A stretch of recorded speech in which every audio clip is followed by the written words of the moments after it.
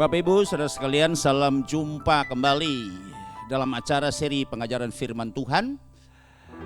Kami sampaikan shalom dari Rumah Pemulihan Segala Bangsa, The House of Restoration for All Nations, KMB 1 Kabupaten Minahasa, Sulawesi Utara. Harapan kami Bapak Ibu dan saudara sekalian dalam keadaan yang baik-baik, sehat-sehat dan diberkati oleh Tuhan, sehingga kita bisa ada dalam sukacita iman bersama-sama pada hari ini untuk bisa menikmati roti hidup yang turun dari sorga, yang memberikan kekuatan kepada kita, menambah iman, pengharapan dan kasih kita untuk kita tetap berjuang terus, berlomba sampai garis akhir. Puji Tuhan, terima kasih buat semua ya saudara sekalian yang sudah bersama-sama selama ini terus berdoa buat kami sehingga semua program ini bisa berjalan sampai hari ini. Hari ini kita akan membahas satu judul dengan tema kebangkitan yang membawa perubahan.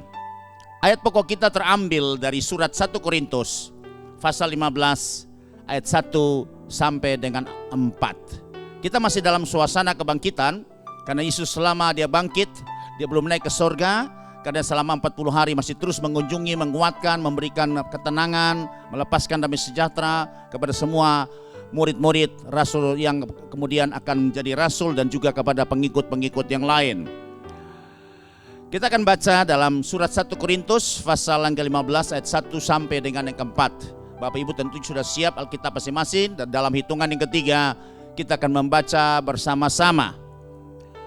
2, 3. Dan sekarang saudara-saudara, aku mau mengingatkan kamu kepada Injil yang aku beritakan kepadamu dan yang kamu terima dan yang di dalamnya kamu teguh berdiri. Oleh Injil itu kamu diselamatkan asal kamu teguh berpegang padanya, seperti yang telah kuberitakan kepadamu, kecuali kalau kamu telah sia-sia saja menjadi percaya.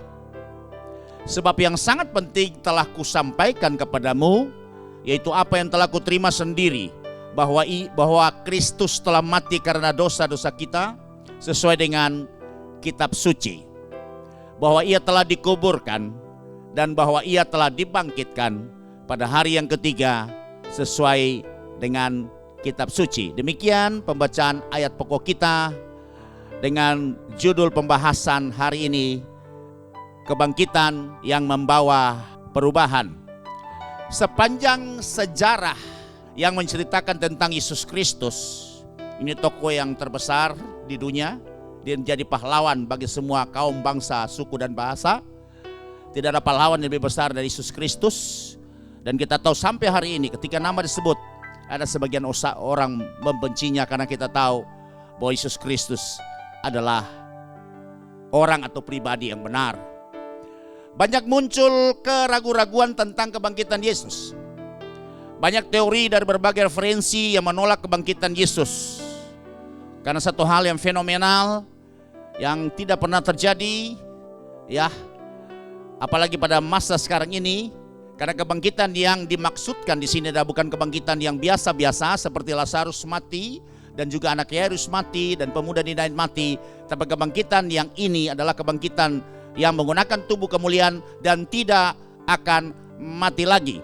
Sebab itu antara lain teori yang menolak kebangkitan Kristus, itu yang pertama, teori yang mengatakan mayatnya dicuri, ya pasti oleh murid-muridnya. Dan kita bisa baca itu dalam Injil Matius pasal yang ke-27 ayat yang ke-64. Ini teori paling klasik di antara semua teori yang menolak kebangkitan Yesus. Karena itu perintahkanlah untuk menjaga kubur itu sampai hari yang ketiga. Jikalau tidak, murid-muridnya mungkin datang untuk mencuri dia, lalu mengatakan kepada rakyat, ia telah bangkit dari antara orang mati, sehingga penyesatan yang terakhir akan lebih buruk akibatnya daripada yang pertama. Ini ada ayat, ada konspirasi ya dari pihak-pihak tua-tua dan mahkamah agama, imam-imam saat itu, yang tentunya telah dengar ya isu yang Yesus selama 3,5 tahun dia mulai menginjil di sana, bahwa dia berkata berulang-ulang dia akan mati, disalibkan, kemudian dia akan dikuburkan, dan pada hari yang ketiga dia akan bangkit daripada orang mati. Ya, dari teori ini jelas. Kemudian juga kita bisa baca di dalam Injil Yohanes pasal yang ke-20 ayat yang kedua. Nah, ini katakanlah secara spontan statement yang dikeluarkan oleh murid-murid Yesus sendiri. Karena ketika mereka datang pada kubur Yesus dan kedapatan bahwa kubur itu kosong, ia berlari-lari mendapatkan Simon Petrus dan murid yang lain yang dikasihi Yesus dan berkata kepada mereka, "Tuhan telah diambil orang dari kuburnya dan kami tidak tahu di mana diletakkan." Jadi ini juga muncul secara spontan daripada wanita-wanita antara lain Maria Magdalena dan kemudian Maria yang lain yang ketika mereka mengunjungi kubur pada hari yang pertama minggu itu. Dan mereka mendapati kubur kosong, kemudian mereka panik dan mereka berlari dan mereka menjumpai beberapa murid Yesus dan berkata bahwa mayat Yesus tidak dalam kubur dan bisa saja itu telah dicuri oleh orang. Ini teori yang pertama yang menolak kebangkitan Yesus. Tapi fakta yang membuktikan Yesus bangkit ialah selama 40 hari ia belum langsung naik ke sorga. Dia menampakkan dirinya dengan tubuh kemuliaan yang bisa makan, diraba dan dipegang. Ya, sebab ini bukan roh yang gentayangan. Kalau setan tuh nggak punya tubuh, tapi betul-betul Yesus yang adalah roh yang memiliki tubuh yang pertama sesudah mati dan bangkit, maka tubuh berubah menjadi tubuh kemuliaan. Dan itu bisa diraba, bisa dipegang dan juga bisa makan. Sebab itu Yesus meneguhkan ini di dalam Injil Lukas pasal yang ke-24 ayat yang ke-36 sampai 43 ya. Itu di dalamnya ada perkataan yang seperti ini. Dan sementara mereka bercakap-cakap tentang hal-hal itu menyangkut dengan kebangkitan Yesus, ada yang belum percaya, di murid-muridnya juga ada yang nggak percaya, ada yang sudah percaya tapi ada yang masih setengah percaya. Yesus tiba-tiba berdiri tengah-tengah mereka dan berkata kepada mereka, "Damai sejahtera bagi kamu." Ya, mereka butuh damai sejahtera karena mereka sangat stres ketakutannya luar biasa sekali sehingga mereka bersembunyi. Kemudian ayat yang ke-37, mereka terkejut dan takut dan menyangka bahwa mereka melihat hantu. Ya, saudara lihat, bayangkan, muridnya sendiri saja punya katakanlah pemahaman yang seperti itu. Kemudian kita lanjut ayat 38, akan tetapi ia berkata kepada mereka, "Mengapa kamu terkejut dan apa sebabnya timbul keraguan-raguan di dalam hati kamu? Lihatlah tanganku dan kakiku. Aku sendirilah ini, rabahlah aku dan lihatlah.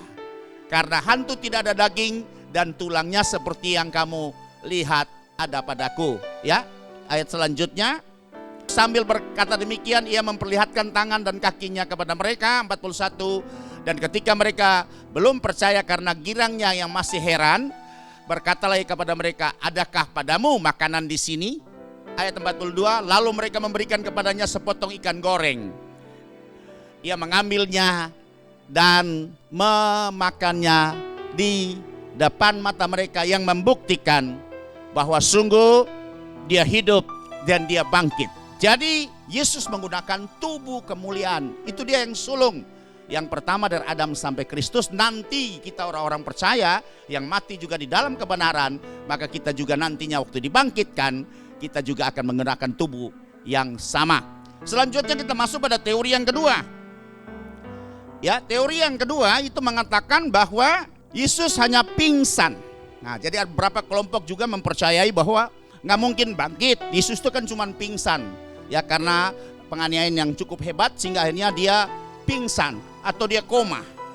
Nah, kemudian akhirnya dia dibaringkan di dalam kubur Yusuf Arimatea itu, kuburan batu, karena udaranya sejuk, maka pada hari yang ketiga ia siuman kembali. Ya. Nah, sekarang kita lihat fakta yang membuktikan, yang menggugurkan teori ini bahwa Yesus bangkit. Ialah dia hadir sesudah 3 hari di tengah-tengah murid-muridnya dan lainnya dalam keadaan sehat tanpa cacat, saudara. Ya, hanya tinggal bekas lubang paku yang ada pada tangan dan kaki dan bekas tombak yang ada pada lambungnya. Kalau fakta membuktikan bahwa Yesus yang dianiaya secara sedemikian rupa sampai saya telah menubuatkan dia dalam Yesaya 53 bahwa rupanya tidak seperti manusia lagi, sudah hancur-hancuran seperti itu saudara, karena dicambuk dengan cara ya penganiayaan Romawi yang begitu sangat berat. Tidak mungkin dalam 3 hari pemulihan terjadi buat fisiknya yang cacat secara luar biasa itu tidak mungkin. Jadi berarti membuktikan bahwa teori ini pun itu bisa disangkal ya, teori bisa ditolak dan tidak bisa diterima. Pemulihan tidak mungkin terjadi dalam tempo 3 hari ya, karena fakta membuktikan dan banyak saksi yang pada sesudah hari yang ketiga itu berjumpa dengan Yesus ya. Kemudian kita akan masuk pada teori yang ketiga.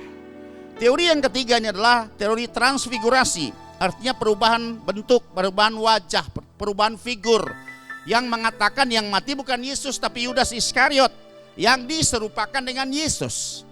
Ya, ada banyak orang juga yang menganut atau mempercaya kepada faham ini, teori ini. Dan sesudah 3 hari Yesus muncul ya, karena Yudas yang memang disalibkan dan juga Yudas yang dikuburkan, hanya keserupaan Yudas itu diganti dengan Yesus sehingga orang melihat Yudas seperti mukanya Yesus.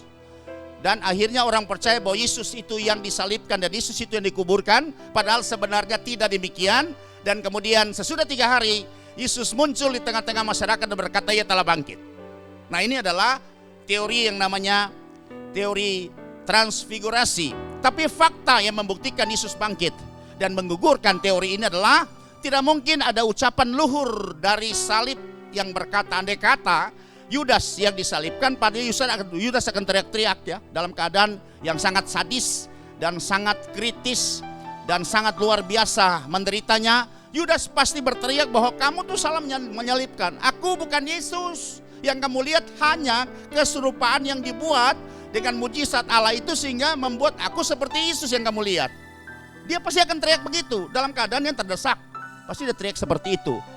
Dan juga ada satu ucapan luhur yang keluar dari salib ketika Yesus tergantung itu.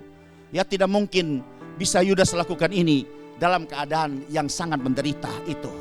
Dia berkata, ya Bapa, ampunilah mereka sebab mereka tidak tahu apa yang mereka perbuat. Lukas 23 ayat yang ke-34 kita baca. Yesus berkata, ya dalam keadaan yang sangat amat menderita. Tapi dia tidak ya melihat mereka, orang-orang yang mengejek dia, mengolok-olok dia, menghujat dia, dan juga yang sudah melakukan kekerasan atas dia, menganiaya dia dengan begitu rupa, dengan ya wajah yang membenci, yang dendam, yang ingin akan membalasnya nanti. Dia katakan, ya Bapa, ampunilah mereka. Luhur luar biasa hati Yesus ini. Sebab mereka tidak tahu apa yang mereka perbuat.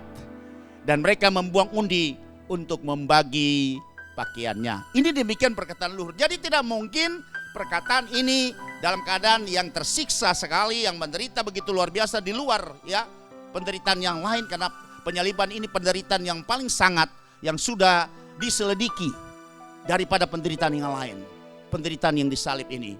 Makanya tidak mungkin Yudas bisa mengeluarkan perkataan yang luhur ini seperti yang tertulis dalam Injil Lukas 23:34. Kemudian kita lanjut ya pada teori yang keempat, atau disebut dengan teori halusinasi. Ya.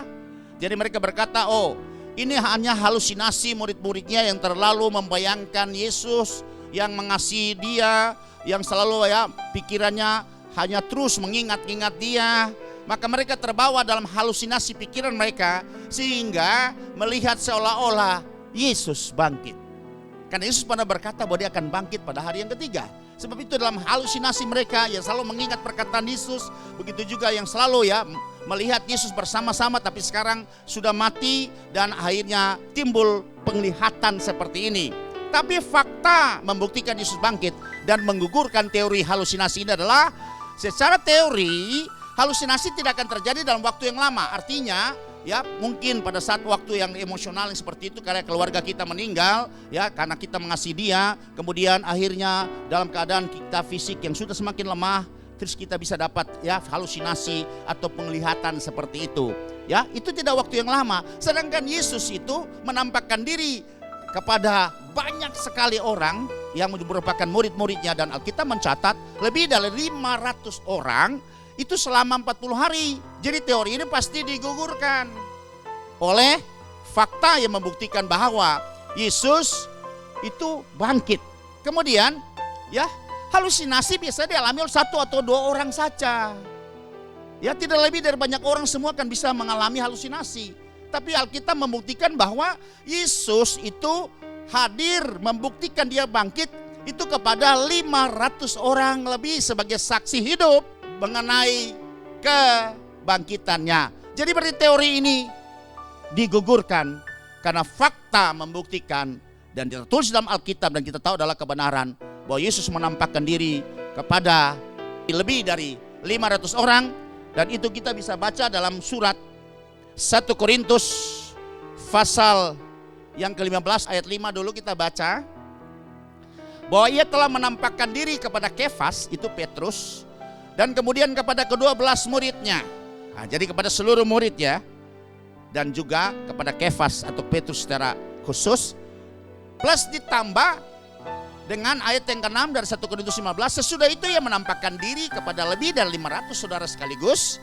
Kebanyakan dari mereka masih hidup, berarti waktu saat itu, pada saat ya surat 1 Korintus ditulis sampai sekarang, tetapi beberapa diantaranya telah meninggal. Artinya ya, secara legal hukum Taurat itu telah memberikan syarat bahwa ya sesuatu perkara itu dapat dikatakan benar harus memiliki minimal 2 orang saksi. Ya, minimal 2 orang saksi. Dan ini sudah lebih jauh, lebih banyak dari ya apa yang katakan diisyaratkan oleh hukum Taurat.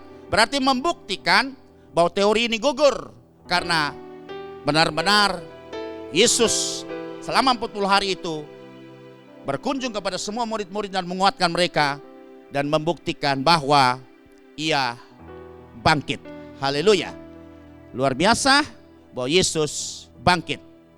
Akhirnya kesimpulan kita bisa tahu dari 4 teori ini yang menolak kebangkitan Kristus, bukti kebangkitan Yesus itu jauh lebih banyak dan lebih kuat daripada teori yang mengatakan bahwa Yesus tidak bangkit.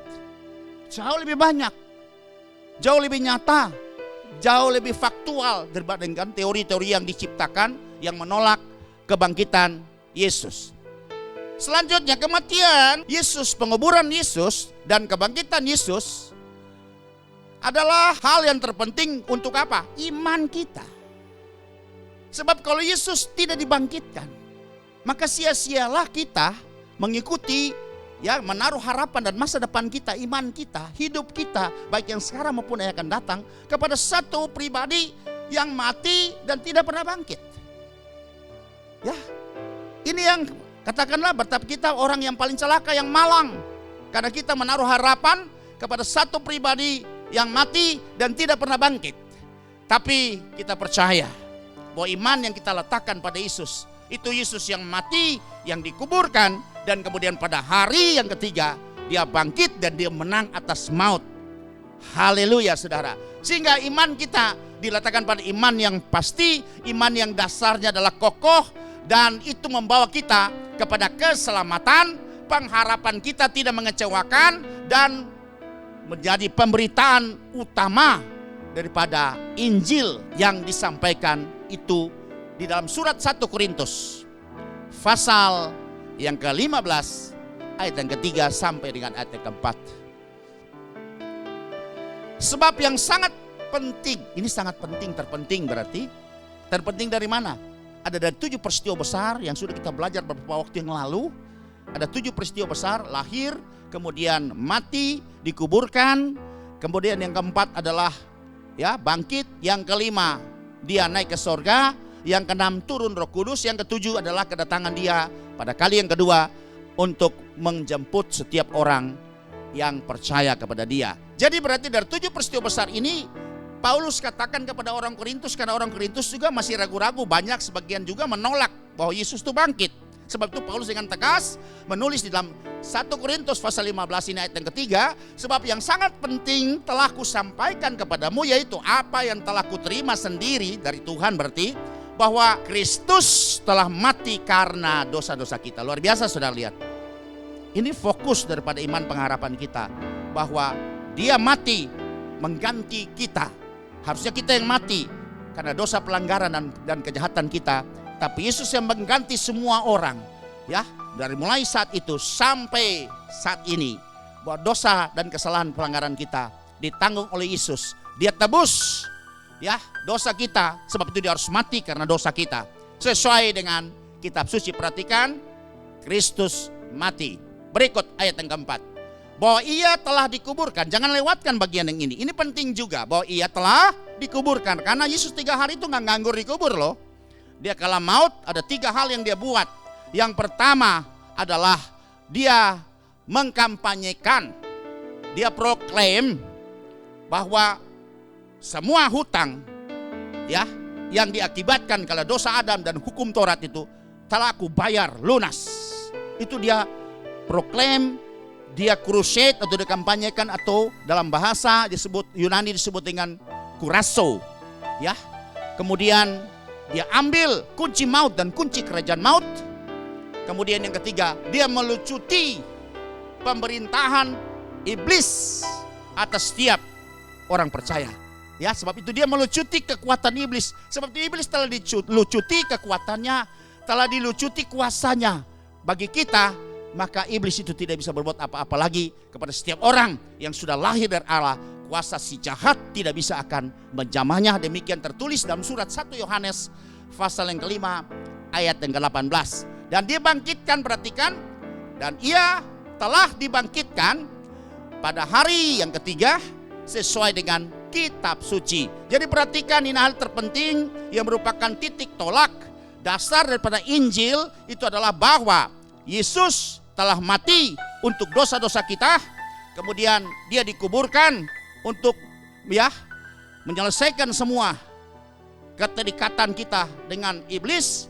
Kemudian dia bangkit mengalahkan maut, dan kebangkitan itulah kemenangan secara besar-besaran atas kematian dan maut.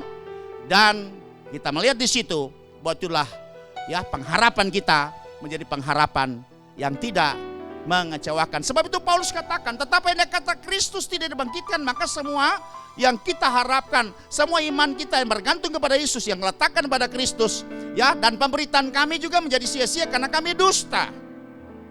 Ya, kami menyampaikan Injil yang palsu. Yesus ya secara fakta tidak dibangkitkan, tapi kami katakan bahwa Yesus dibangkitkan. Sebab itu kita bisa melihat bahwa pusat pemberitaan Injil itu harus berpusat itu kepada kematian Kristus, penguburan Kristus, dan kebangkitan Kristus. Kita bisa baca dalam surat 1 Korintus pasal yang ke-15 ayat yang ke-14 dan 17. Tetapi andai kata Kristus tidak dibangkitkan, maka sia-sialah pemberitaan kami. Jadi kami ini seperti tukang jual obat di jalan-jalan atau di pasar. Ya, karena cuma banyak ya promosinya, tapi kenyataannya tidak demikian. Dan sia-sialah juga kepercayaan kamu. Artinya jadi sia-sia juga kepercayaan kita kepada Yesus. Karena dia yang mati dan tidak bangkit, berarti kita tidak punya harapan. Kemudian ayat 17. Dan jika Kristus tidak dibangkitkan, maka sia-sialah kepercayaan kamu. Jelas iman kita taruh kepada satu pribadi yang kemudian akhirnya nasibnya juga sama dengan katakanlah pendiri agama-agama yang lain, tokoh-tokoh katakanlah hebat-hebat dunia, ya juga nabi-nabi, rasul-rasul, pendiri aliran kepercayaan apapun juga, mereka mati dan tidak pernah bangkit. Sehingga nasibnya juga mereka belum tentu mereka selamat. Bagaimana kita bisa menaruh pengharapan masa depan kita, bahkan keselamatan kita kepada tokoh-tokoh orang-orang seperti ini? Tapi Yesus ya jelas dibangkitkan. Makanya Paulus katakan, kalau jika Kristus tidak dibangkitkan, maka sia-sialah kepercayaan kamu atau iman kamu kepada Yesus, dan kamu masih hidup dalam dosa karena tidak ada orang yang nebus. Perhatikan, dosa tidak bisa ditebus dengan perbuatan baik. Dosa pelanggaran itu adalah hutang. Ya, itu adalah hutang. Dan harus ditebus dengan juga perbuatan, ya katakanlah apa makna hutang itu. Ya, kita hutang darah. berarti harus ditebus dengan darah. Darah bicara adalah nyawa. Perbuatan baik tidak bisa menembus dosa, pelanggaran dan kejahatan kita. Karena pertanyaannya adalah, perbuatan baik sebesar apa? Selama berapa waktu lamanya? Ya, untuk bisa dapat menjadi ukuran untuk bisa menebus dosa, kejahatan dan pelanggaran kita. Rasanya mustahil. Sebab itu Yesus dia mati karena menebus dosa kita. Tapi kalau tidak bangkit, maka kita tetap masih hidup di dalam dosa seperti pada awalnya, pada mulanya. Haleluya, saudara. Kita akan masuk pada bagian yang berikut adalah kita akan melihat kuasa daripada kebangkitan itu, kuasa yang mengubah pertama pribadi. Ya. Pribadi yang berubah, yang percaya kepada Yesus, yang masuk di dalam rencananya, yang melakukan firman-Nya, maka perubahan yang terjadi pertama itu pada setiap pribadi, orang-orang percaya adalah dia akan dibuat hati dan rohnya menjadi baru. Karena kita tahu bahwa hati dan roh kita sejak kita lahir di kandungan ibu saja ada kesalahan dan dosa ya yang telah mengikuti kita. Waktu Daud katakan juga ketika dia ditegur oleh Nathan karena dia jatuh dalam dosa mengambil Batseba istri Uria orang Het itu, dia katakan bahwa dari kandungan saja aku sudah membawa kesalahan dan dosa. Ya, itu dalam kitab Mazmur 51 ayat yang ke-7 ya. Jadi saudara akan bisa baca sendiri, dan kita melihat di sini bahwa Yesus dengan kebangkitan Yesus itu membawa perubahan kepada pribadi. Yang pertama adalah hati dan roh manusia yang syarat dengan kesalahan dan dosa dan pelanggaran pemberontakan menjadi hati dan roh yang baru. Itu kita bisa baca di dalam kitab Nabi Yehezkiel pasal 36 ayat yang ke-26. Jelas tertulis dengan perikop berjudul ya, dalam pasal 36 ini adalah pembaharuan Israel. Kamu akan kuberikan hati yang baru dan roh yang baru di dalam batinmu, dan aku akan menjauhkan dari tubuhmu hati yang keras dan kuberikan kepadamu hati yang taat. Jadi berarti ada janji Tuhan kepada umat Tuhan, kepada Israel saat itu yang betul-betul sudah jauh dari Tuhan, hatinya sudah mengeras sehingga tidak bisa turut semua apa menjadi kehendak Tuhan, perintah, ketetapan dan hukum-hukum Tuhan, dan mereka mengalami banyak masalah karena mereka di bawah dosa, kesalahan mereka baik dari orang tua mereka maupun mereka dalam ketidaktaatan seperti ini. Maka Tuhan menjanjikan ada pembaharuan. Ya, ada perubahan yang terjadi dalam hati yang keras itu menjadi hati yang baru, hati yang taat untuk bisa dapat menikmati semua berkat, mujizat dan janji Tuhan. Kita bisa juga baca di dalam kitab Nabi Yeremia 33 ayat yang ke-8. Tuhan juga berfirman ya lewat nabi yang lain tadi Yehezkiel, dikatakan aku akan mentahirkan mereka dari segala kesalahan yang mereka lakukan dengan berdosa terhadap aku, dan aku akan mengampuni segala kesalahan yang mereka lakukan dengan berdosa dan dengan memberontak terhadap aku. Jadi perhatikan, dosa, kesalahan dan pemberontakan mereka, pelanggaran mereka Tuhan ampuni. Tapi ada ayat yang pertama dikatakan bahwa dari permulaan ayat ini berbunyi demikian, aku akan mentahirkan mereka. Kata mentahirkan artinya menyucikan, membersihkan ya, dan membuat mereka jadi bersih. Dan kata mentahirkan biasanya material yang digunakan untuk membuat ini semua jadi bersih, dari suci jadi murni, itu adalah air ya, yang sudah profetiknya itu mengarah kepada air. Nah, kita bisa melihat selanjutnya bagaimana orang bisa mengalami kuasa kebangkitan Kristus ya. Bagaimana bisa mengalami pembaharuan ini dari hati yang syarat dengan dosa, pelanggaran dan kejahatan ini menjadi hati yang bersih, hati yang murni, hati yang baru. Itu harus mengalami kebangkitan kuasa, kebangkitan Kristus. Bagaimana cara mengalaminya? Harus melalui mati, dikuburkan dan bangkit bersama-sama dengan Yesus. Ya, kalau tidak, berarti kita tidak bisa akan menikmati. Sebab kebangkitan bisa ada karena ada kematian. Dan kita tahu waktu Yesus mati sampai dia bangkit, ada satu lagi fase 3 hari itu disebut dengan fase penguburan. Itu hal yang luar biasa Yesus buat di alam maut. Ya, sebab itu dari 3 peristiwa ini, yaitu mati, dikuburkan dan bangkit, Itu harus kita lalui, ya, bersama-sama dengan Yesus. Di mana yang kita lalui? Apakah kita harus disalib? Tidak demikian. Karena firman telah berkata, itu caranya harus lewat, ya, baptisan Yesus, bukan baptisan Yohanes. Ya, ada baptisan Yohanes, itu Yesus belum mati. Dan Yohanes memberikan profetik bahwa aku membaptis kamu dengan air sebagai tanda pertobatan. Tapi dia yang datang kemudian lebih berkuasa, dan kasutnya aku tidak layak membukanya. Dialah yang akan membaptis kamu dengan Roh Kudus dan dengan api. Dan siapakah dia itu? Ialah Yesus sendiri yang sudah dipermuliakan sampai kasutnya saja Yohanes bilang, aku tidak layak menjamahnya, aku tidak layak menyentuh. Artinya Yesus yang sudah dipermuliakan di sorga, dialah yang akan membaptiskan kamu dengan Roh Kudus dan dengan api. Dan lewat cara baptisan Yesus, maka kita bisa menikmati yang namanya pembaharuan di dalam hati dan roh kita. Itu tertulis dalam surat Roma pasal yang ke-6 ayat 3 dan ke-4. Paulus mendapat revelation, mendapat penyingkapan luar biasa ini, bahwa baptisan yang sempurna, yang Yesus perintahkan ini, yang Yesus kerjakan ini, lewat salib, mati, dan kemudian dikuburkan dan bangkit itu kita bisa lewati lewat baptisan Yesus. Dikatakan seperti ini, atau tidak tahukah kamu bahwa kita semua yang telah dibaptis dalam Kristus, telah dibaptis dalam kematiannya. Berarti lewat Roma 6 ayat 3 dan 4 ini ada satu disebut dengan kematian bersama-sama dengan Yesus lewat apa? Baptisan. Yang kedua, berikut ayat yang keempat. Dengan demikian kita telah dikuburkan bersama dengan dia. Di mana? Dikubur Yusuf Arimatea, kita harus datang ke Israel? Tidak. Oleh baptisan dalam kematian. Jadi berarti ada yang disebut dengan baptisan kematian. Yang kedua adalah baptisan penguburan. Dan dikatakan supaya sama seperti Kristus telah dibangkitkan dari antara orang mati oleh kemuliaan Bapa. Jadi Yesus bangkit oleh kemuliaan Bapa atau roh, ya, roh atau kerja kuasa Allah atau roh Bapa ini.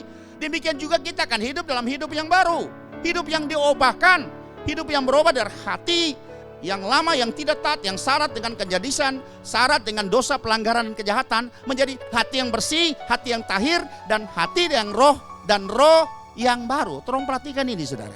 Lewat seperti ini. Dan ini profetik itu jelas, ya, kita bisa memperoleh kuasa kebangkitan ini yang merubah hati dan roh baru ini hanya lewat sebut dengan baptisan Yesus. Apa itu baptisan Yesus? Adalah mati bersama-sama dengan dia di dalam baptisan, dikuburkan bersama-sama dengan dia di dalam baptisan, dan kemudian, ya, oleh kerja kuasa Allah, oleh kemuliaan Bapa, maka ia membangkitkan Yesus di dalam kubur Yusuf Arimatea pada hari yang ketiga. Demikian juga akan membuat kita menjadi hidup dalam hidup yang baru. Percaya, bilang amin. Sebagai ayat pembanding, saya senang kita akan baca dalam surat Kolose pasal 2 ayat yang ke-12. Ini penting sekali karena semua ayat ini jelas menjelaskan secara detail, menguatkan, meneguhkan bahwa baptisan yang seperti ini itulah baptisan Yesus. Demikian bunyinya, karena dengan dia kamu dikuburkan. Dengan dia, dengan siapa? Yesus. Berarti kita masuk dalam proses yang namanya penguburan. Di mana? Apa kita harus mesti ke Israel? Masuk dalam kubur yang pernah dipakai Yesus. Waktu saat dia dikuburkan, yang kubur itu adalah milik daripada pemiliknya Yusuf Arimatea, kubur yang masih baru. Tapi kita dikuburkan di mana? Di dalam baptisan.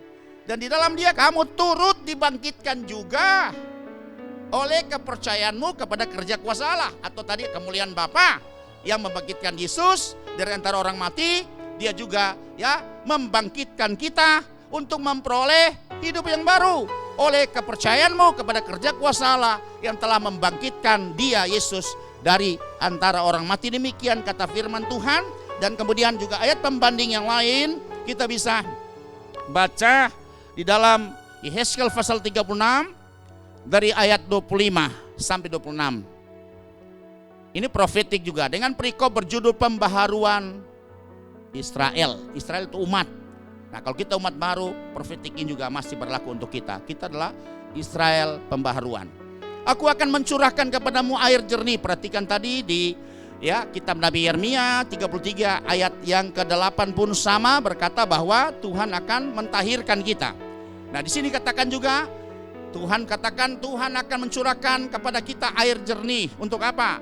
Yang akan mentahirkan kamu, artinya membersihkan, membasuh kemudian menyucikan dari segala kenajisan kita, dan dari semua berhala-berhalamu aku akan mentahirkan kamu. Jadi Tuhan pakai air, bukan pakai doa. Ini ayatnya jelas. Kemudian ya proses ayat 25 dari Yeskiel 36 ini itu menghasilkan ayat yang ke-26. Kamu akan kuberikan hati yang baru dan roh yang baru dalam batinmu, dan aku akan menjauhkan dari tubuhmu hati yang keras dan kuberikan kepadamu hati yang taat. Berarti hasil daripada ayat yang ke-26 ini bahwa kita akan memperoleh hati yang baru dan roh yang baru dalam batin kita, itu dengan cara adalah kita masuk ya bersama-sama mati dalam Kristus, kemudian dikuburkan bersama dengan Yesus, dan kemudian dibangkitkan oleh kerja kuasa Allah atau kemuliaan Bapa itu lewat baptisan Yesus. Ya, makanya profetik ini pada ayat yang ke-25 tadi, bahwa Tuhan akan mencurahkan air jernih untuk mentahirkan kita. Percaya, bilang amin. Kita bisa lihat juga ayat pembanding itu dalam Ibrani, surat Ibrani pasal yang ke-10 ayat yang ke-20 sampai 22. Ini ayat ini meneguhkan satu dengan yang lain, menerangkan satu dengan yang lain, melengkapi satu dengan yang lain. Karena ia telah membuka jalan baru, sudah. Jalan keselamatan sudah, Yesus sudah rintis, dan itu sudah 1000 tahun yang lalu sudah selesai, maka Yesus sudah kembali ke sorga. Dan yang hidup bagi kita melalui tabir, siapakah tabir itu? Yesus sendiri, yaitu dirinya sendiri, ayat 21. Dan kita mempunyai seorang imam besar sebagai kepala rumah Allah, artinya dia sebagai pengantara jalan, pintu masuknya lewat tabir Yesus. Kita bisa sampai di ruang Maha Kudus, ketemu dengan Bapa sendiri. Dan kita bisa lihat ayat yang ke-22. Tapi dengan satu persyaratan, satu kondisi. Ya, kita berlayak. Itu karena apa? Karena itu marilah kita menghadap Allah dengan hati yang tulus ikhlas. Hati tulus ikhlas, setiap orang yang terlahir dari kandungan ibu, kita tidak memiliki hati yang tulus ikhlas. Hati yang bersih gak bisa. Karena sudah ada titipan dosa dan kesalahan dari orang tua kita, dari moyang kita. Tapi bagaimana kita bisa menghadap Allah kalau hati kita masih belum tulus ikhlas, yang belum bersih? Pasti nggak bisa, sebab tanpa kekudusan orang tidak mungkin ketemu dengan Tuhan. Tapi di sini dikatakan itu marilah kita ya dengan penuh keberanian itu menghadap Allah dengan hati yang tulus ikhlas dan keyakinan iman yang teguh. Oleh karena perhatikan, hati kita telah dibersihkan dari hati nurani yang jahat, dan tubuh kita telah apa? Dibasuh dengan apa? Air yang murni. Perhatikan, berarti supaya hati kita menjadi hati nurani yang bersih, hati nurani yang tahir, itu kalau ya tubuh kita dibasuh dengan air yang murni. Ini adalah profetik, perkataan profetik kepada apa? Baptisan.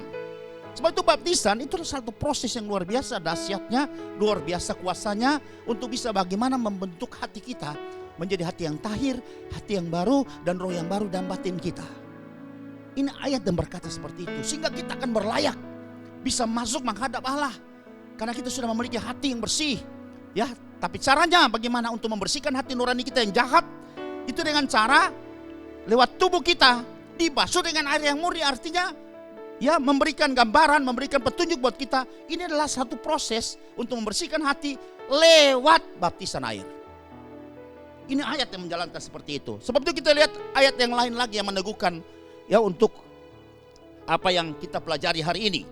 Kita akan lihat dalam surat 1 Petrus pasal yang ketiga ayat yang ke-21.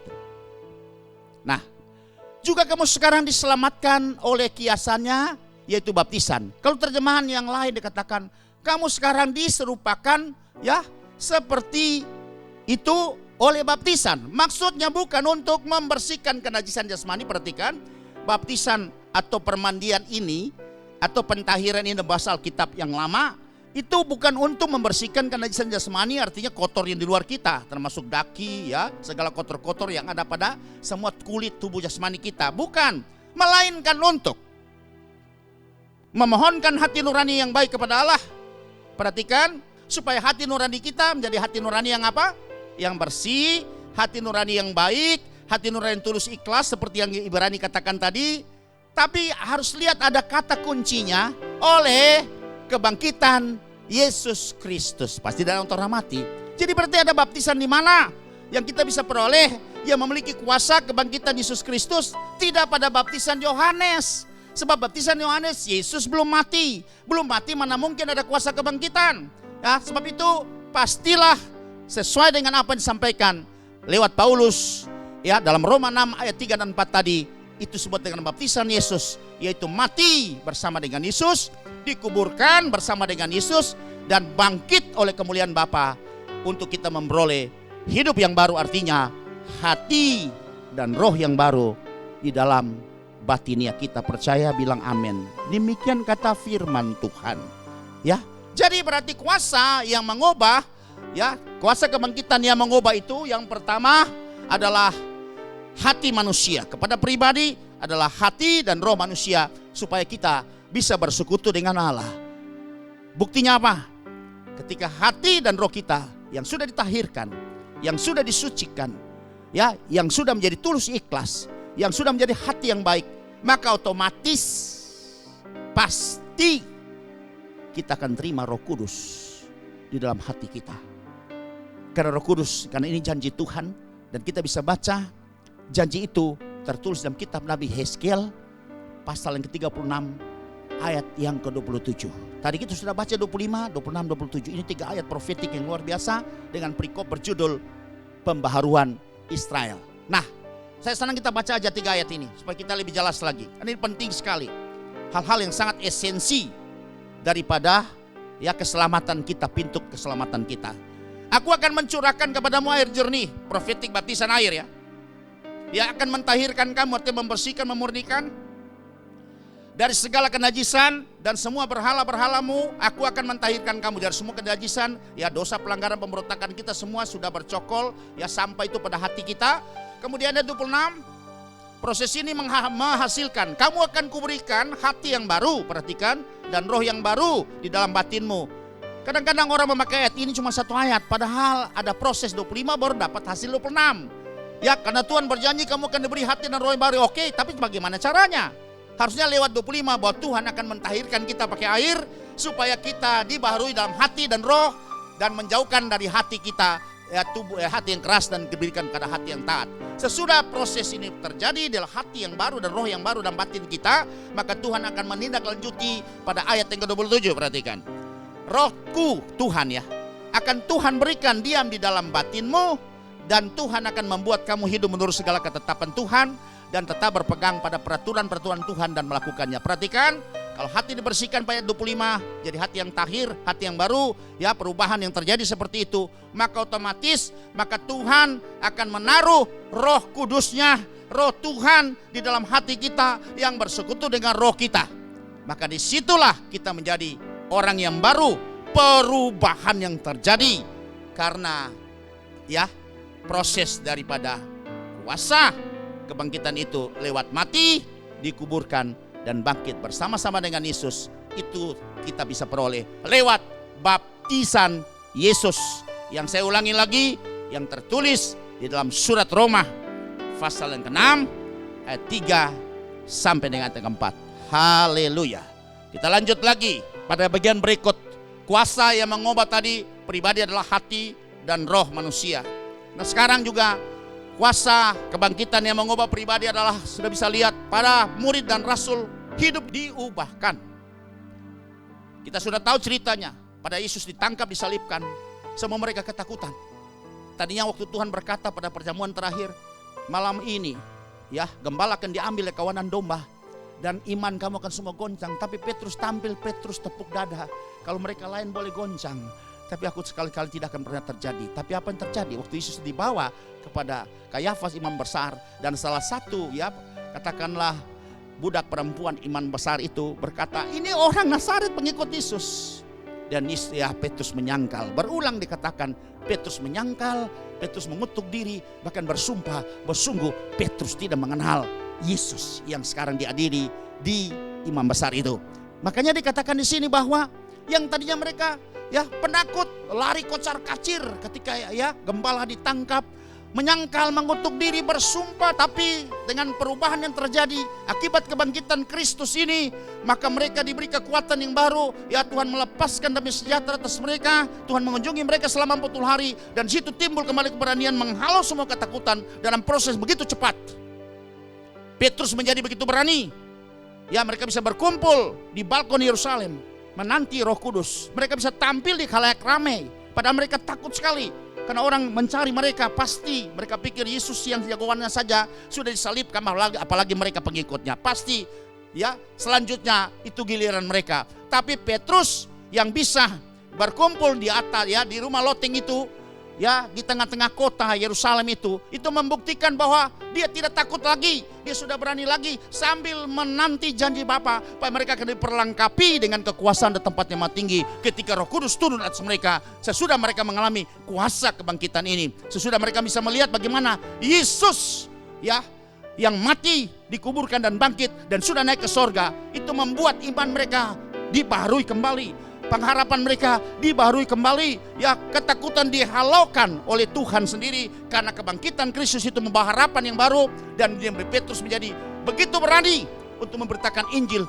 Bahkan ya sejarah gereja mencatat hampir seluruh daripada murid rasul itu mereka mati syahid sebagai martir.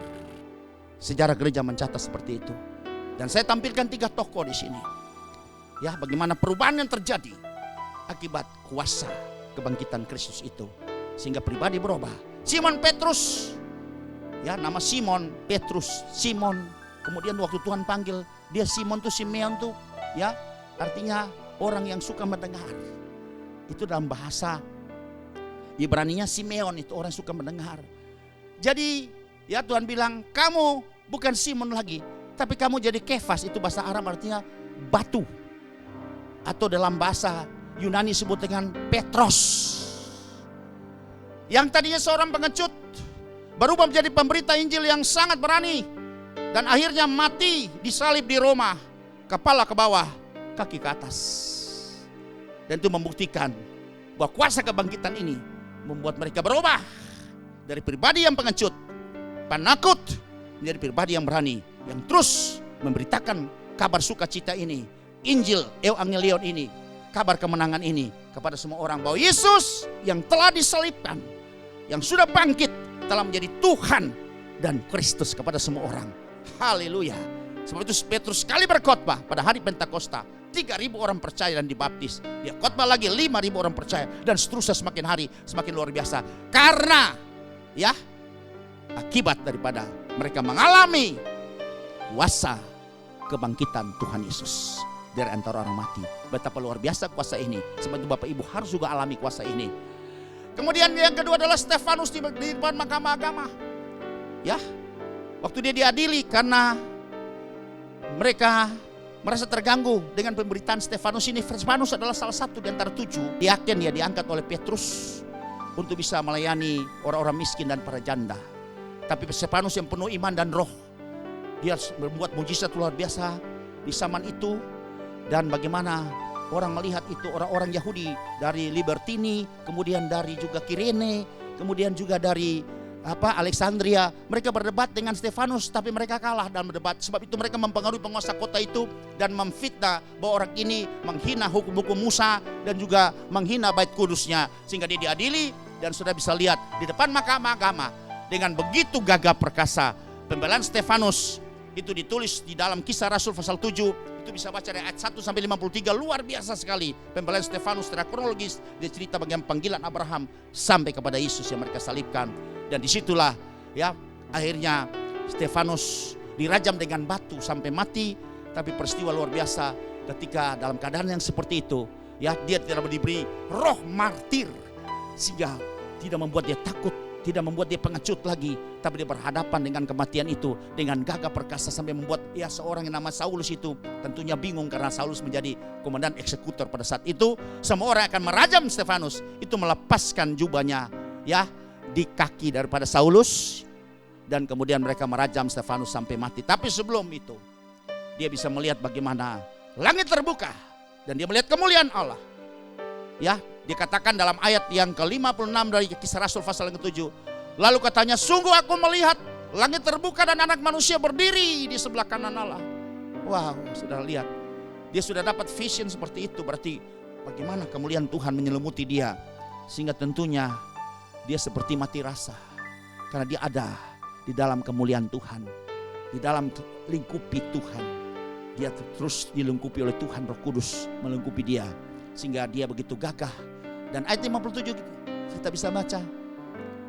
Maka berteriak-teriaklah mereka dan sambil menutup telinga serentak menyerbu dia. 58. Mereka menyeret dia keluar lalu ke kota lalu melemparinya. Dan saksi-saksi meletakkan jubah mereka di depan kaki seorang muda yang bernama Saulus. Kita bisa lihat, tapi akhir daripada ini semua ada perkataan yang luar biasa yang disampaikan oleh Stefanus, seperti Yesus juga ketika menderita di atas kayu salib.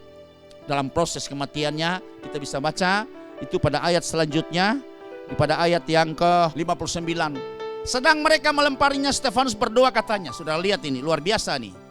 Situasi yang sangat luar biasa, yang kritis seperti ini dalam penganiayaan yang hebat, yang sebentar nanti maut itu sudah menjadi bagian mereka, kematian.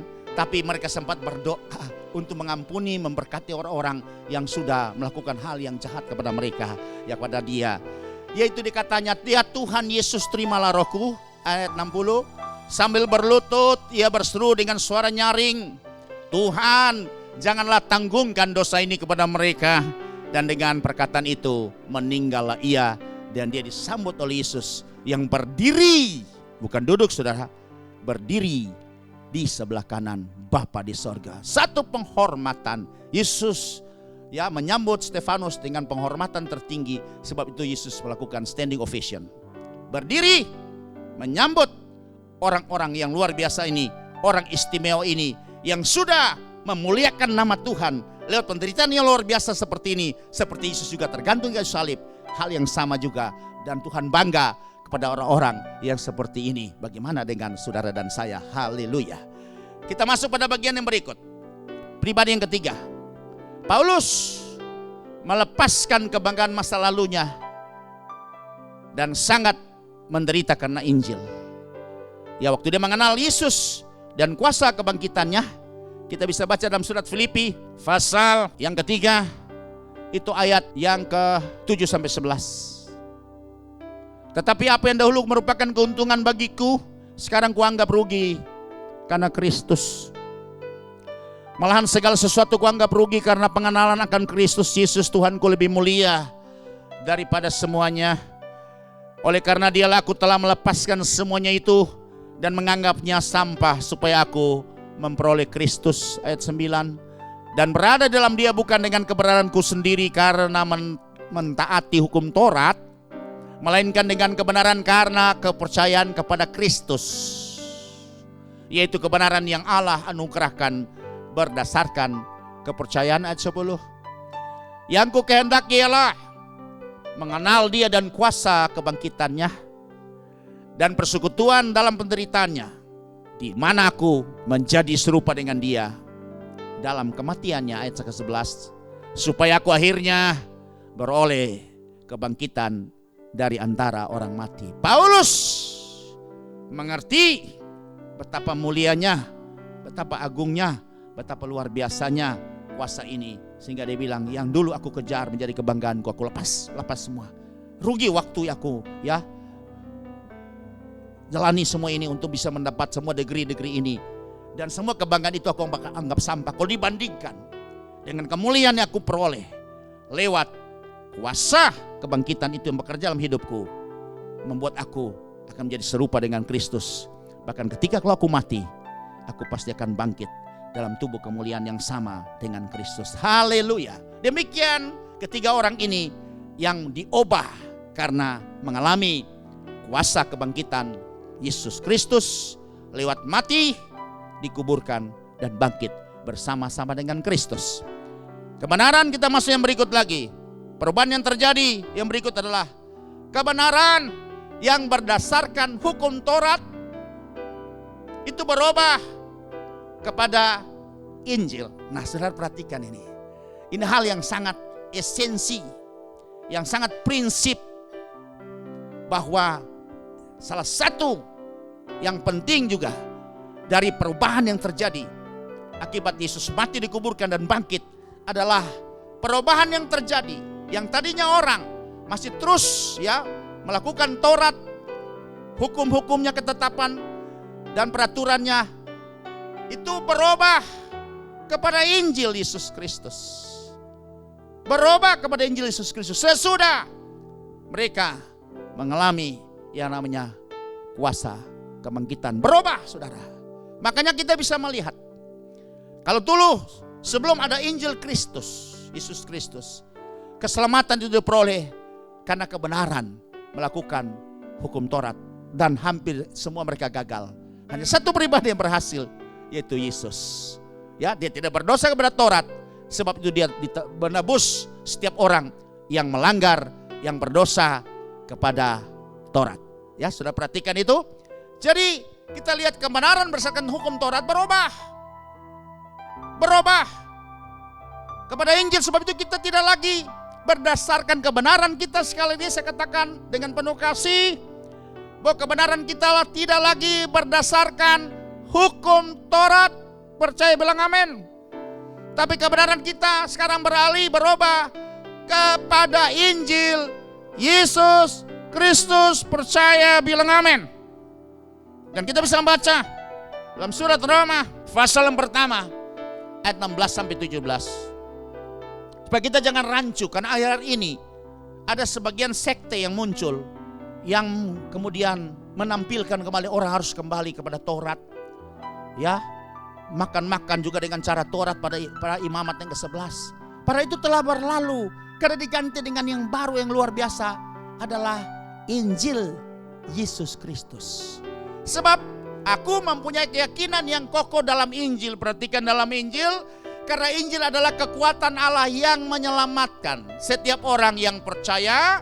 Pertama-tama orang Yahudi, tapi juga orang Yunani. Artinya pertama keselamatan datang buat bangsa Yahudi, tapi sesudah itu terus kepada bangsa-bangsa yang lain di luar Yahudi. Ya, setiap bangsa, kaum suku dan bahasa, termasuk Bapak Ibu Saudara sekalian dan saya. Percaya, bilang amin. Sebab itu dikatakan di sini bahwa Injil itulah hari ini yang merupakan kekuatan Allah yang menyelamatkan setiap orang yang percaya, bukan Taurat. Bukan Taurat. Perhatikan Bapak Ibu, sehingga jangan sampai orang mengajak kita kembali kepada Taurat. Ini konyol sekali, saudara. Ya, ayat 17. Sebab di dalamnya nyata kebenaran Allah. Berarti Injil sekarang menjadi kebenaran, poros kebenaran kita, inti keselamatan kita ada pada Injil, bukan pada hukum Taurat. Jelas firman berkata, sebab di dalamnya nyata kebenaran Allah. Sebab Injil itulah kebenaran Allah itu sendiri. Bukan kebenaran berdasarkan Taurat, tapi kebenaran berdasarkan Injil yang bertolak dari iman dan memimpin kepada iman, seperti ada tertulis, orang benar akan hidup oleh iman. Haleluya. Ayat yang lain lagi kita lihat, ya, di dalam Roma pasal 3 ayat 20 sampai dengan yang ke-22. Paulus juga menulis kepada orang Roma.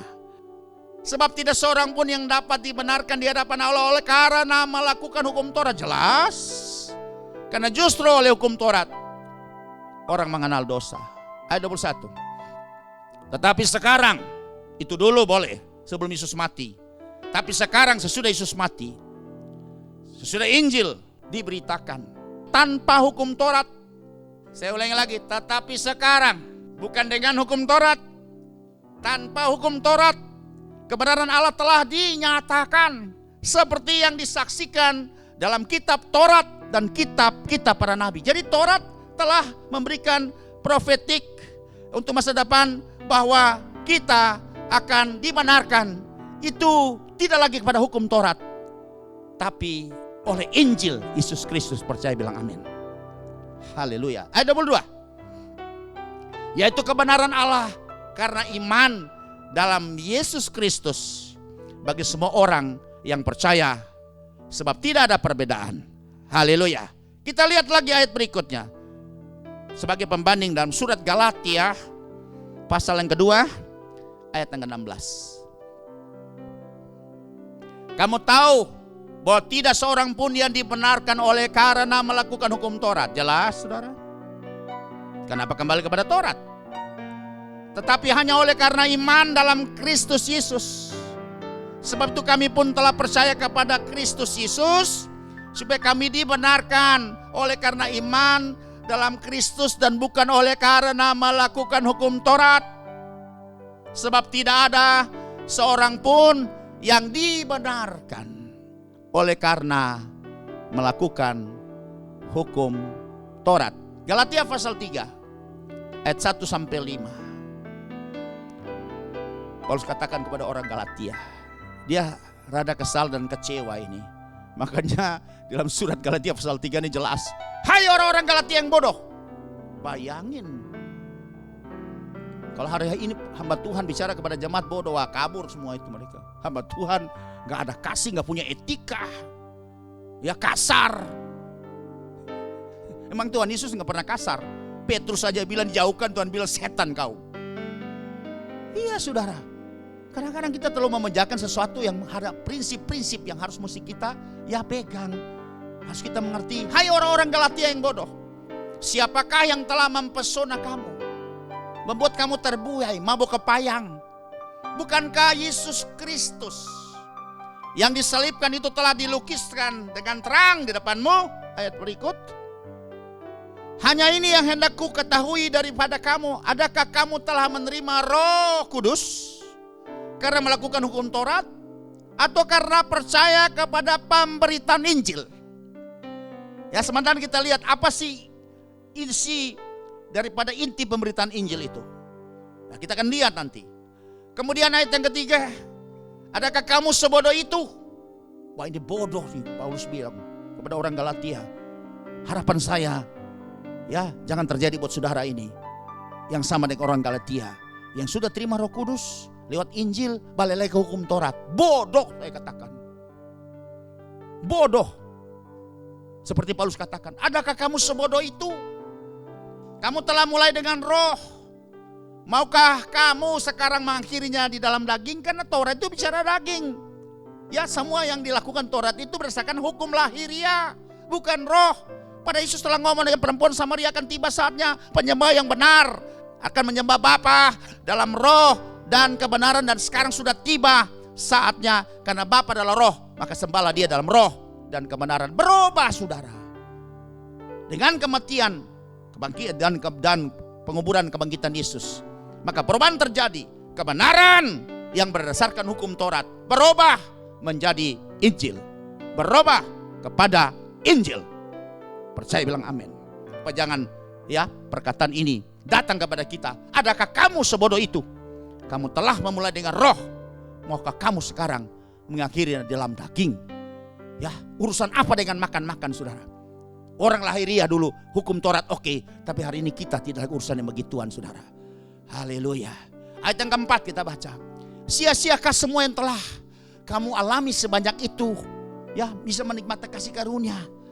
Masakan sia-sia? Ayat yang kelima. Jadi bagaimana sekarang? Apakah ia yang menganugerahkan roh kepada kamu dengan berlimpah-limpah, dan yang melakukan mujizat di antara kamu berbuat demikian karena kamu melakukan hukum Taurat, atau karena kamu percaya kepada pemberitaan Injil? Apakah jawabmu? Silakan saudara menjawab sendiri. Ya, apakah kamu kembali kepada Taurat atau setengah Taurat ya, tambah dengan Injil?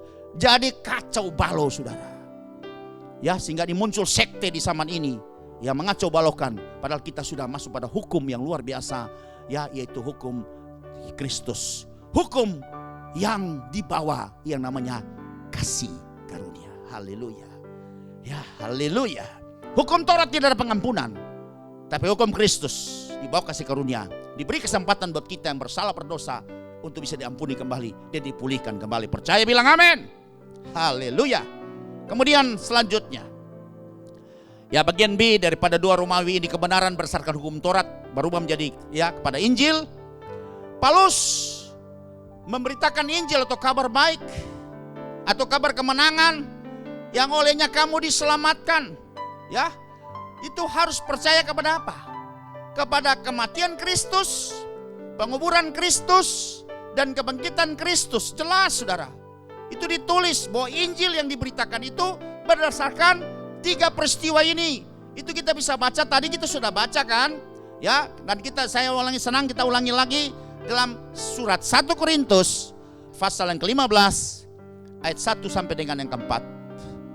Dan sekarang saudara-saudara, aku mau mengingatkan kamu kepada Injil, bukan Taurat, yang aku beritakan kepadamu, dan yang kamu terima dan yang di dalamnya kamu teguh berdiri. Pegang Injil, jangan lagi lepaskan Injil untuk pegang kembali kepada Taurat, saudara.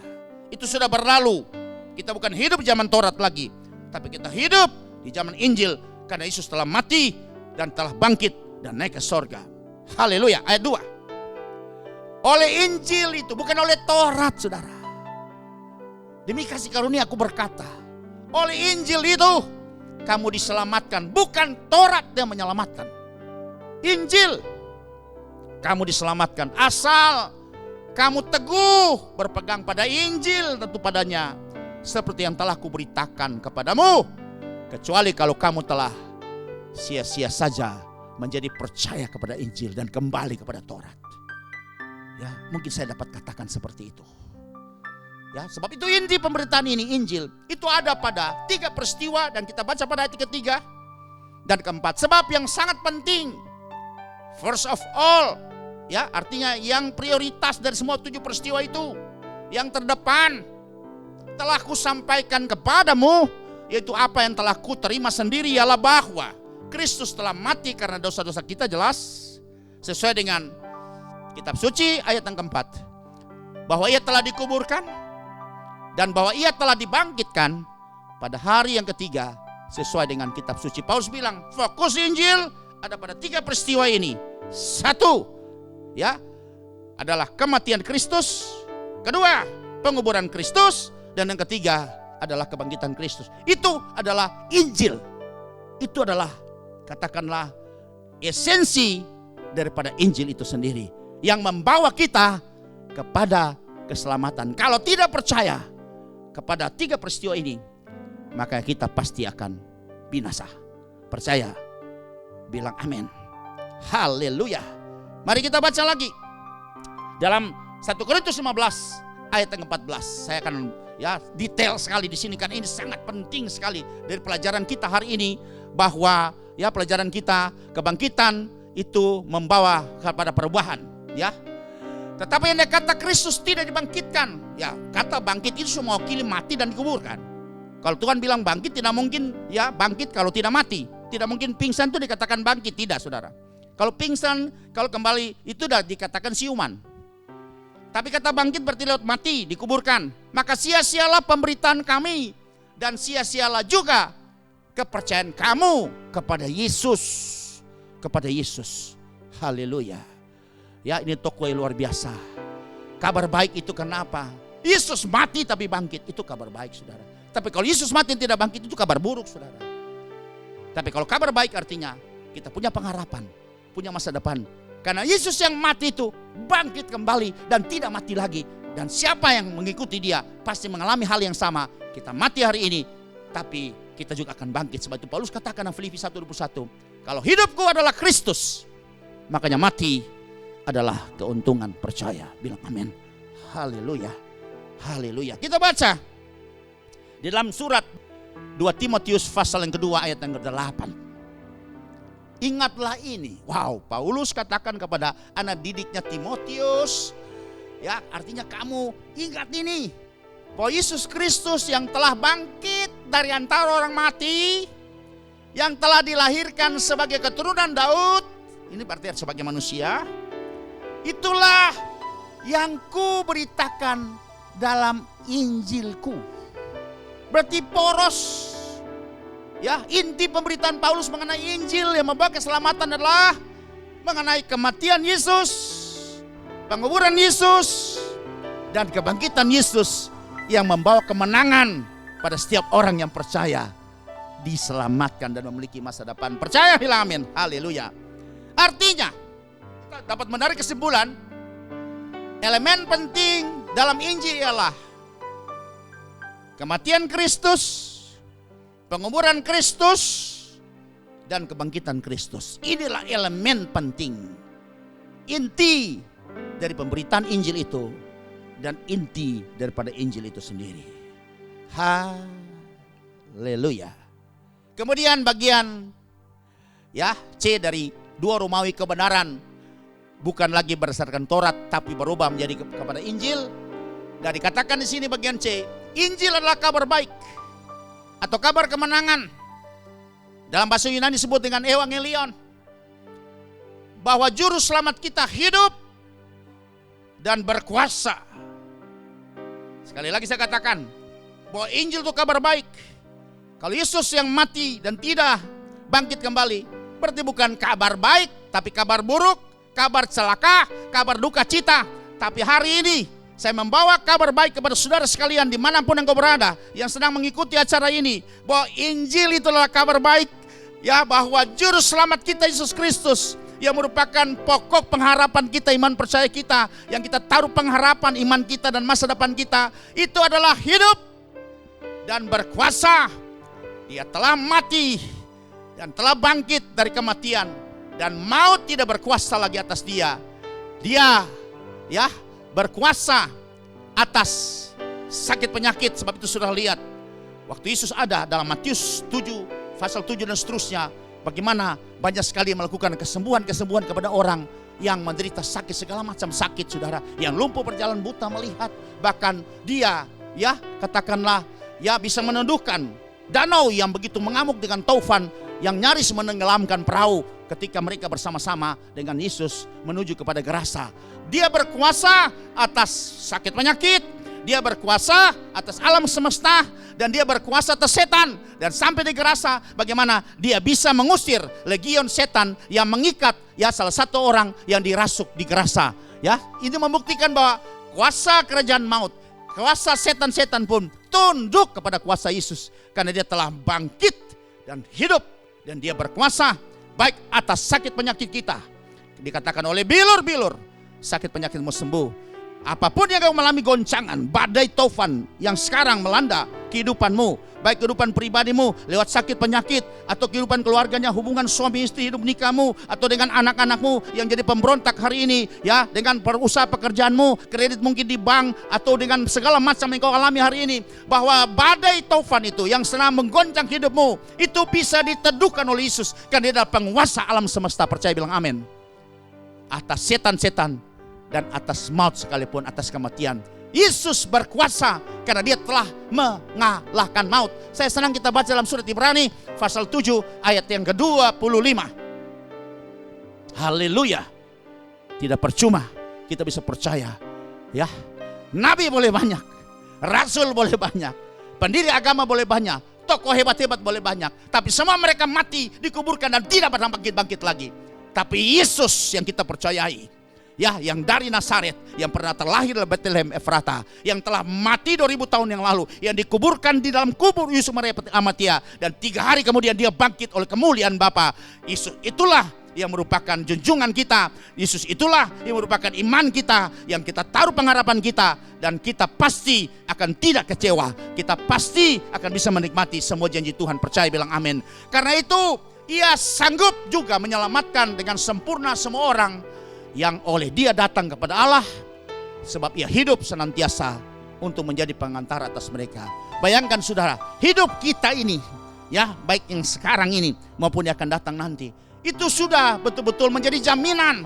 Yesus menjamin bahwa kita diselamatkan. Dia sanggup menyelamatkan kita. Apalagi perkara yang tetek bengek yang kecil, ya, yang apa, katakanlah perkara gono gini itu, ya, soal makan minum pakai, pasti dia terlalu sanggup untuk menjamin kita.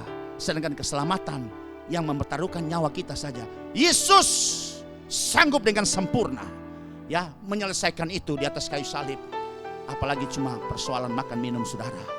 Dan persoalan yang seperti itu pasti terlalu kecil bagi Yesus. Percaya, bilang amin. Berikan kemuliaan buat dia, sebab dia hidup senantiasa untuk menjadi pengantara atas kita. Haleluya, haleluya. Dan kita lihat ayat yang terakhir, bahwa Yesus berkuasa atas kematian dan maut. Ayat yang terakhir, ayat dari Injil Yohanes pasal yang ke-10 ayat 17 sampai dengan 18. Demikian bunyi firman Tuhan. Bapa mengasihi aku, oleh karena aku memberikan nyawaku untuk menerimanya kembali. Ayat 18. Perhatikan saudara, tidak seorang pun mengambilnya daripadaku, melainkan aku yang memberikannya menurut kehendakku sendiri. Ini berita nyawa ya. Aku berkuasa memberikannya dan berkuasa mengambilnya kembali. Inilah tugas yang kuterima dari Bapa. Artinya begini, Yesus bisa mati di atas kayu salib itu karena dia menyerahkan nyawanya, saudara. Bukan karena penyiksaan oleh hukum ya yang dilakukan oleh tentara Romawi, atau hukum-hukum yang dilakukan oleh Romawi dan terakhir mati, yang terakhir dia dipaku di atas kayu salib. Itu tidak bisa akan membuat dia mati. Karena kuasa kematian itu ada di tangan Yesus yang sudah diberikan oleh Bapa. Sebab itu dia berikan, dia katakan di sini, aku berkuasa memberikannya dan berkuasa mengambilnya kembali. Ya, tidak ada seorang nabi, seorang rasul, atau pendiri agama apapun juga, atau kepercayaan apapun juga, atau tokoh yang sehebat apapun juga, yang bisa mempertahankan nyawanya sendiri dulu, belum orang lain. Kalau kematian itu datang, entah lu pejabat, raja, ya katakanlah orang kaya, atau yang penguasa, tidak bisa akan membatalkan yang namanya kematian. Tidak bisa katakanlah menunda kematian. Tapi Yesus, dia berkuasa, dia bisa memberikan dan bisa mengambil. Dan itulah Yesus yang kita percaya bilang amin. Haleluya, supaya saudara yakin dia berkuasa bukan atas sakit penyakitmu saja. Dia bukan berkuasa atas alam semesta saja. Sebab itu segala sesuatu yang terjadi di alam semesta ini, dengan aja corona atau siklon ya, badai yang sekarang melanda di Indonesia, khusus NTT dan sekitarnya, yang nanti diprediksi lagi akan masuk ke Sulawesi Utara dan juga ke Maluku. Itu kalau terjadi pasti itu seizin Tuhan, atau disebut dengan providensi Tuhan. Karena Yesus berkuasa atas alam semesta. Kalau itu terjadi bukan kebetulan, saudara. Sekali lagi yang kau dengar, bukan kebetulan, tapi itu pasti seizin Tuhan. Sebab itu biarlah kita kembali untuk bisa dapat terus ya mengandalkan Tuhan.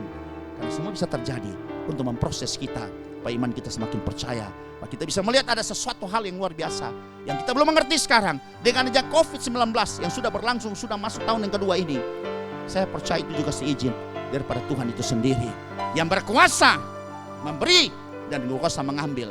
Itu bisa akan dihentikan kalau Tuhan yang menghentikan itu.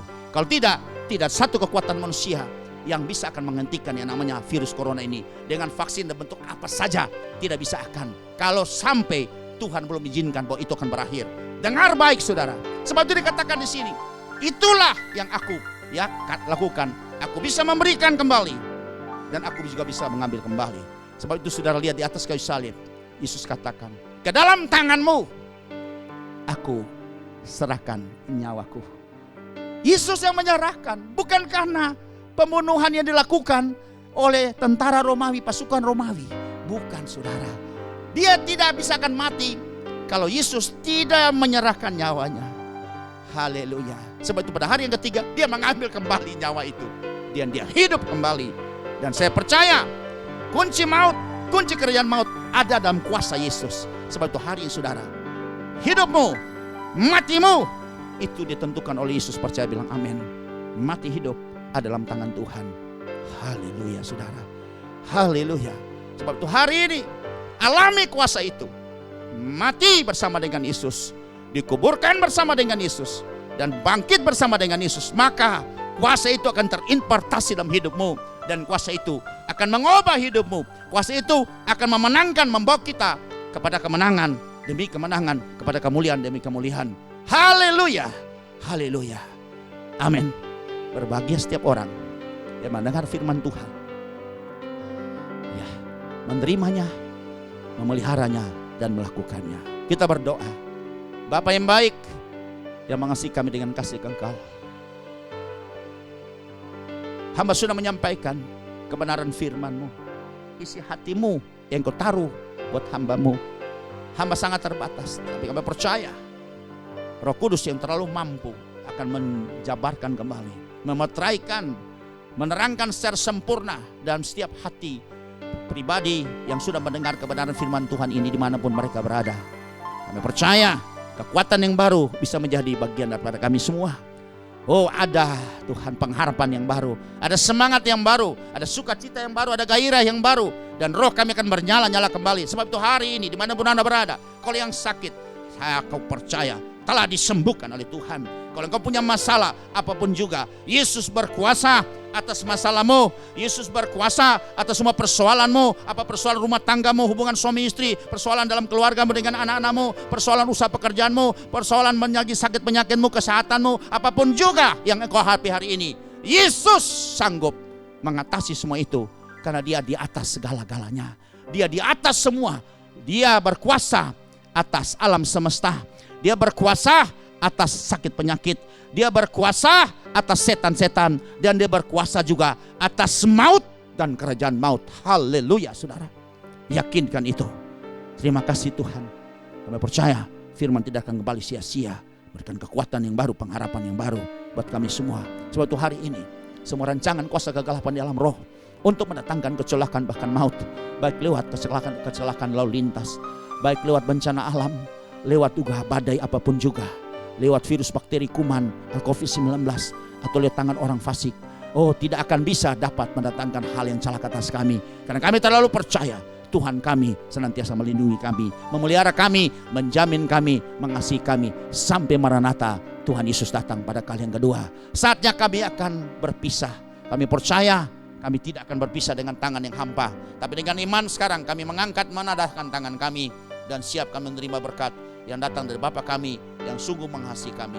Yesus saja telah diberikan buat kita, apalagi persoalan makan minum kita, hal-hal yang kecil pasti akan dijamin. Terima kasih, terimalah berkat ini. Kasih yang besar dari Bapamu yang mengasihi engkau, senantiasa melingkupi engkau. Kasih karunia dari anaknya Tuhan Yesus yang di dalamnya ada keselamatan dan hidup kekal, dan persekutuan dengan Roh Kudusnya, penyertaannya menyertai kita, memampukan kita untuk memperkenalkan seluruh kebenaran sehingga kita sempurna seperti Yesus. Maranatha, Tuhan Yesus datang pada kali yang kedua. Di dalam nama Tuhan Yesus kita semua terima berkat ini. Sama-sama katakan amin, amin, amin. Shalom. Tuhan Yesus memberkati. Kita ketemu pada acara seri pengajaran firman Tuhan pada minggu yang akan datang.